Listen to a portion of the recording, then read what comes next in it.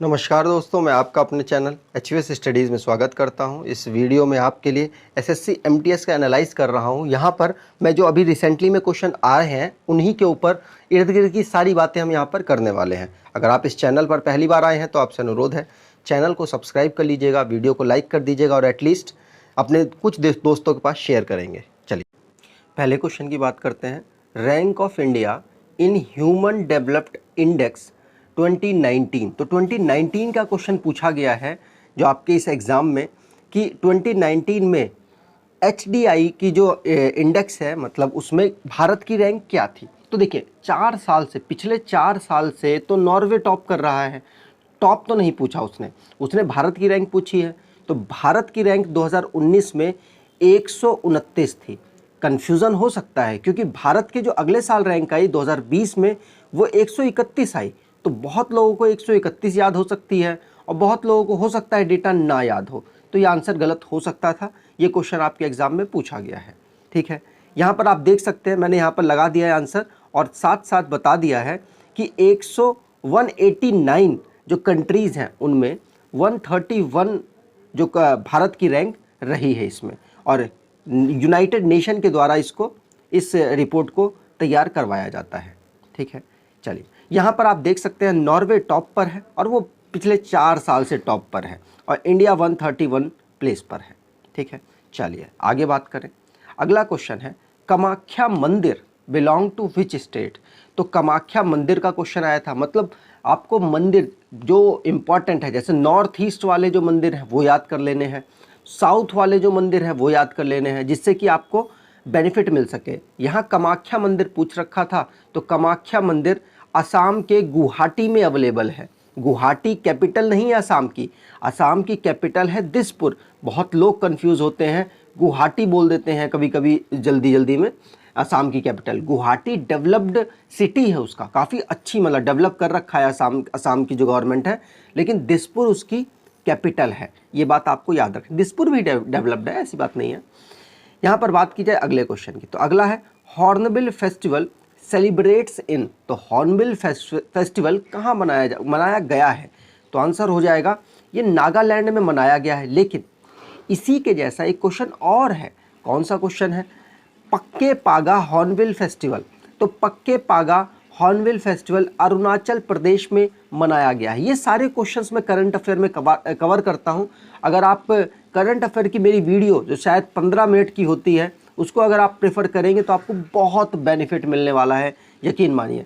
चलिए बात करते हैं अगले क्वेश्चन की यहाँ पर, लेकिन उससे पहले आपको बता दूं, अगर आपने नोट्स वगैरह नहीं बनाए हैं तो 2000 क्वेश्चन का बेस्ट कलेक्शन है। 4 सब्जेक्ट्स हमने यहाँ पर कवर कर रखे हैं, 500 क्वेश्चंस सारे सब्जेक्ट्स के यहाँ पर हैं। अगर आप इसको परचेज़ करना चाहें तो डिस्क्रिप्शन बॉक्स में लिंक दे रखा है, 99 रुपीज़ देकर आप इसे परचेज़ कर सकते हैं। आगे बात करें, अगला क्वेश्चन कंप्यूटर से पूछ लिया। जैसे ये तो बहुत सिंपल था, लेकिन हो सकता है इससे थोड़ा टफ पूछ ले कि वॉलेटाइल मेमोरी क्या होती है। तो बहुत लोग कंफ्यूज हो जाते हैं। वॉलेटाइल मेमोरी ऐसी मेमोरी जिससे अगर आप एक बार स्विच ऑफ कर दे अपने लैपटॉप को, तो जब दोबारा खोलेंगे तो सारा डेटा उड़ जाएगा जिस पे आप काम कर रहे हैं। तो वो क्या होगा? Volatile memory. और नॉन वॉलेटाइल वो दोबारा से रीगेन हो जाएगा। जैसे आप मान लीजिए आपने लैपटॉप बंद कर दिया और MS ऑफिस पे आप काम कर रहे हैं, तो जब उसे खोलेंगे तो दोबारा से MS ऑफिस खुल जाएगा। तो वो क्या है? Non volatile. और वॉलेटाइल क्या? अगर वो पूरा जो फाइल है वो उड़ जाती, मतलब वो वहाँ ना अवेलेबल होती, ना सेव होती, तो वो क्या हो जाती है? हमारी नॉन वॉलेटाइल। नॉन वॉलेटाइल होती है एग्जाम्पल रैम, सॉरी माफ़ कीजिएगा, वॉलेटाइल होती है रैम और नॉन वॉलेटाइल होती है रोम, ठीक है। चलिए ये तो क्वेश्चन बता दिया, लेकिन CPU की तो आप जानते होंगे, central processing unit. A option यहाँ पर सही है, ठीक है। यहाँ पर मैंने आर्किटेक्चर लगा रखा है कंप्यूटर का।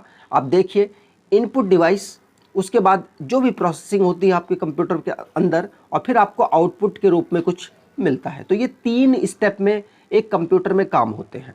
इनपुट कौन कौन सी डिवाइस होती हैं? कीबोर्ड हो गया, माउस हो गया, स्कैनर हो गया और कोई जॉयस्टिक्स हो गई, तो जिससे आप कुछ ना कुछ इनपुट कर सके, वो क्या होगा? आपका इनपुट डिवाइस होगा। प्रोसेसिंग क्या होती है? जैसे CPU के अंदर प्रोसेसिंग होती है, तो CPU एक ऐसा डिवाइस है जो कि प्रोसेसिंग में मदद करता है। मेमोरी भी प्रोसेसिंग की ही एक पार्ट आ जाता है, क्योंकि मेमोरी में जाकर सेव होगा आपका काम, फिर उसके बाद उसको CPU परफॉर्म करेगा। CPU के पास जो प्रोसेसर है वो परफॉर्म करेंगे, ठीक है। तो CPU के पास होता क्या है, एक तो कंट्रोल यूनिट होता है, एक ALU आपने सुना होगा, अरिथमेटिक लॉजिक यूनिट, वो भी क्वेश्चन आपसे पूछा जा सकता है। वहाँ पर प्लस माइनस कंपेयर वगैरह का काम किया जाता है, ठीक है। और कंट्रोल से तो आप समझ गए, कंट्रोल किया जाता है। ब्रेन ऑफ कंप्यूटर भी CPU को कहा जाता है। आउटपुट डिवाइस कौन सी है, जैसे मॉनिटर हो गया, वहाँ पर आपको आउटपुट दिखता है। प्रिंटर हो गया जो कि आपको हार्ड कॉपी निकाल कर दे देता है। ये सारे आपके आउटपुट डिवाइस हैं।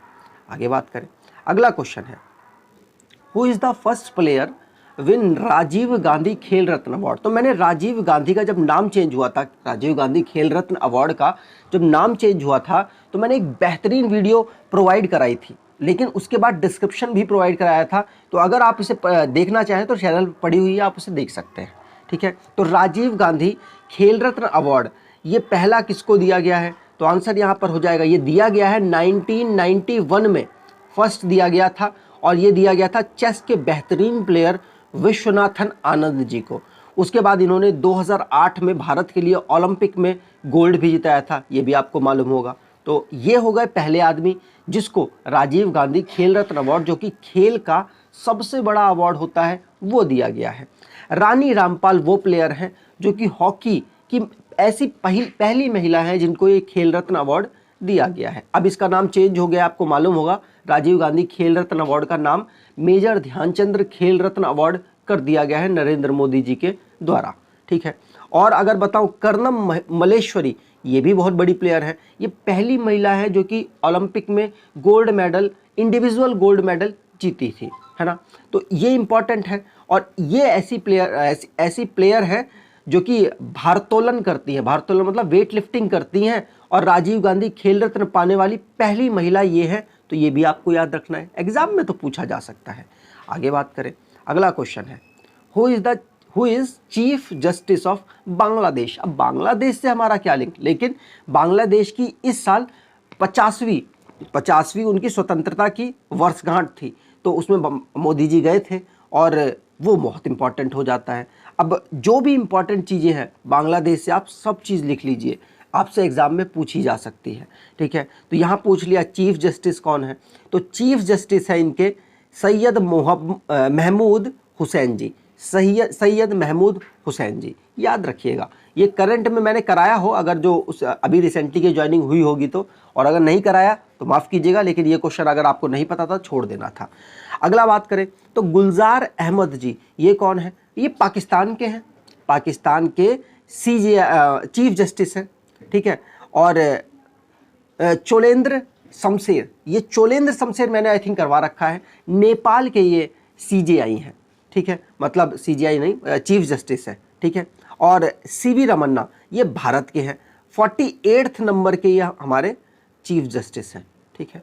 चलिए आगे बात करें, तो यहाँ पर आप देख सकते हैं बांग्लादेश बहुत इंपॉर्टेंट है इस साल, क्योंकि 50वीं वर्षगांठ मना रहा है वो अपने स्वतंत्रता की।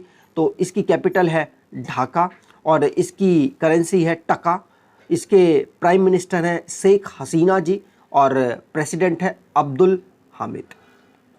आगे बात करें, अगला क्वेश्चन है व्हेन RBI नेशनलाइज, ये क्वेश्चन भी आपसे पूछा गया, RBI को नेशनलाइज कब किया गया, तो आंसर हो जाएगा 1 जनवरी, बिल्कुल डेट देकर पूछ रहा है, 1 जनवरी 2 जनवरी इस तरीके से करके पूछ रहा है, तो कंफ्यूज आप हो सकते हैं अगर आपको एग्जैक्ट डेट नहीं पता है। आंसर यहाँ पर हो जाएगा 1 जनवरी 1949 को, तो मतलब आपको एग्जैक्ट डेट भी याद करनी पड़ेगी, ठीक है। 1 जनवरी 1949 को नेशनलाइज हुआ। यहाँ पर मैंने कुछ पॉइंट्स लिखे हुए हैं, जैसे RBI को इस्टेब्लिश किया गया 1 अप्रैल 1935 को, किस एक्ट के अंतर्गत, तो 1934 एक्ट के अंतर्गत इसको बनाया गया था। इसको नेशनलाइज तो आप देख सकते हैं 1 जनवरी 1949 को किया गया। और जो इंपॉर्टेंट पॉइंट है वही यहाँ पर बात करेंगे, RBI को सबसे पहले कलकत्ता में इस्टेब्लिश किया गया, मतलब कलकत्ता इसका हेडक्वार्टर था। बाद में 1937 में इसको मुंबई में ट्रांसफ़र कर दिया गया। 4 साल के लिए इनके जो हेड होते हैं, जो डायरेक्टर होते हैं, उनको अपॉइंट किया जाता है, कितने, 4 साल के लिए, ये बात आपको याद रखनी है। और यहाँ पर एक क्वेश्चन ये पूछा गया था और मैं ये लोगों को कराता था कि पहली वुमेन डिप्टी गवर्नर कौन थी, KJ उदेसी, ये क्वेश्चन मैंने देखा है। तो KJ उदेसी जी जो कि पहली डिप्टी गवर्नर थी। अगर आपसे पूछ लिया जाए पहली गवर्नर कौन थी, तो पहली गवर्नर अभी तक को महिला में कोई नहीं थी। महिलाओं में पहली गवर्नर कोई नहीं थी। डिप्टी गवर्नर पहली थी केजे उदेशी जी, जो कि आपसे एग्जाम में पूछी गई हैं। मनमोहन सिंह जी ऐसे प्राइम मिनिस्टर रहे हैं जो कि आरबीआई के गवर्नर भी थे और भारत के प्रधानमंत्री भी थे। इनका ईयर भी पूछा जा सकता है। 1982 से 1985 में इनको बनाया गया था गवर्नर आरबीआई का। सीडी देशमुख जी पहले भारतीय थे जो कि गवर्नर बने थे आरबीआई के, और ऑसबॉर्न स्मिथ जी जो कि पहले गवर्नर थे, टोटली पहले गवर्नर थे जो कि ऑसबॉर्न स्मिथ थे आरबीआई के। ठीक है, चलिए आगे बात करें। अगला क्वेश्चन है who is a player of football. तो इनमें से प्लेयर ऑफ फुटबॉल कौन है? तो ऑप्शन, मतलब मुझे तो एक ही ऑप्शन मिला, क्रिस्टियानो रोनाल्डो। ये मैंने अपनी मर्जी से बनाए हैं, लेकिन क्लोज ऑप्शन जरूर रहे होंगे। ये तो मेरे को जो दिमाग में मेरे आया वो मैंने ऑप्शन बना दिए, लेकिन क्रिस्टियानो रोनाल्डो यहाँ पर सही आंसर है। ये ऑप्शन में दे रखा था, और बाकी 3 ऑप्शन जो मैंने बनाए हैं वो खुद से बनाए हैं, लेकिन वहाँ ज़रूर क्लोज ऑप्शन होंगे, लेकिन आप पहचान सकते थे, ये बहुत फेमस प्लेयर हैं। ठीक है, चलिए यहाँ पे जो भारतीय फुटबॉल प्लेयर हैं वो भी इंपॉर्टेंट है।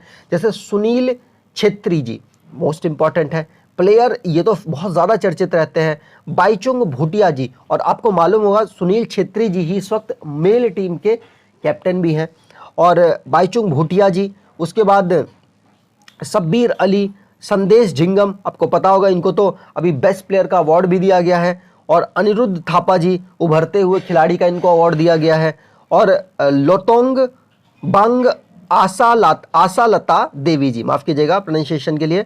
तो ये महिलाओं की कैप्टन है, महिलाओं टीम की कैप्टन है, तो ये भी मोस्ट इंपॉर्टेंट हो जाती हैं। तो ये नाम आपको याद रखना है।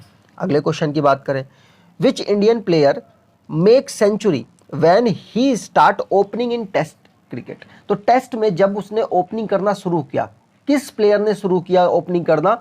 पहली बात आपको पता होना चाहिए इनमें से कौन से प्लेयर है जो ओपनिंग करते हैं। देखिए, विराट कोहली ने भी ओपनिंग कर रखी है, दिनेश कार्तिक ने भी ओपनिंग कर रखी है, केएल राहुल ने भी ओपनिंग कर रखी है, और रोहित शर्मा तो ओपनिंग करते ही हैं। तो इनमें से कौन से प्लेयर है जिसने ओपनिंग मैच में ही 100 मार दिया? तो आंसर यहाँ पर हो जाएगा रोहित शर्मा। एक ऐसे प्लेयर थे जब इन्होंने ओपनिंग करनी शुरू की टेस्ट मैच में तो इन्होंने 100 रन से स्टार्ट किया था, और फिर तो रुके ही नहीं है। चलिए यहाँ पर आपको बता दूं, कोलकाता के ईडन गार्डन जो मैदान है वहाँ पर खेला गया था मैच, वेस्ट इंडीज़ के खिलाफ खेला गया था। 2013 से इन्होंने ओपनिंग करनी स्टार्ट की है। ठीक है, आगे बात करें। यहाँ पर बोला गया है which property is not belong to metal. तो मेटल की इनमें से कौन सी प्रॉपर्टी नहीं है? ये क्वेश्चन तो आई थिंक सबको आता होगा, आपको पता होना चाहिए। मेटल की प्रॉपर्टी हाई मेल्टिंग पॉइंट होता है, एक्सेप्शन केस इसमें इन्वॉल्व है, और गुड कंडक्टर होता है, बिल्कुल गुड कंडक्टर ऑफ हीट होता है, ये भी सही है। बस नॉट सोनोरस नहीं, सोनोरस होता है, मतलब ये जो इसकी रिंगिंग होती है, जो फ्रीक्वेंसी होती है, वो वाइब्रेशन होता है, वो इनके पार्टिकल्स के बीच में होता है।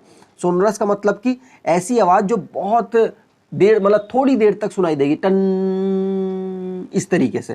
ठीक है, तो सोनोरस तो इसके में होता है, तो यहाँ पर सी ऑप्शन सही हो जाएगा। मैंने यहाँ पर प्रॉपर्टीज लिख रखी हैं, हाई मेल्टिंग पॉइंट होता है, गुड कंडक्टर ऑफ इलेक्ट्रिसिटी होता है, गुड कंडक्टर ऑफ हीट होता है, हाई डेंसिटी होता है, मैलिएबल और डक्टाइल। ये सारे प्रॉपर्टी किसके हैं? मेटल के हैं। ये बात आपको याद रखनी है। आगे बात करें। अगला क्वेश्चन है who is head of IMF. IMF के हेड कौन है? तो आंसर यहाँ पर हो जाएगा क्रिस्टीना जॉर्जीवा। अब देखिए, ये क्वेश्चन मैंने कितनी बार कराया है, और आप करंट अफेयर की वीडियो फॉलो कर रहे होंगे। जैसे ही आईएमएफ की बात आती है मैं ये सारी डिटेल आपको रिवाइज कराता हूँ, तो आपसे अनुरोध है उसको ज़रूर देखें, आपको बेनिफिट बहुत तगड़ा मिलने वाला है, 2-3 महीने में बेनिफिट मिल जाएगा। तो गीता गोपीनाथन जी, माफ़ कीजिएगा, गीता गोपीनाथन जी है ए ऑप्शन में। ये कौन है? ये इकोनॉमिस्ट है, पहली भारतीय बनी है जो कि आईएमएफ की इकोनॉमिस्ट है, तो ये भी इंपॉर्टेंट है, एग्जाम में पूछी जा सकती है। बी ऑप्शन यहाँ पर सही है।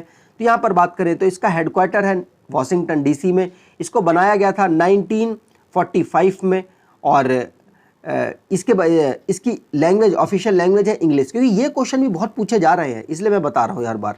इसके मेंबर हैं 190 मेंबर्स हैं, और आपको बता दूं जो यूएन के 189 मेंबर हैं वो, और कोसोवो इसमें इन्वॉल्व है, तो इसके टोटल 190 मेंबर हैं। ये बात आपको याद रखनी है।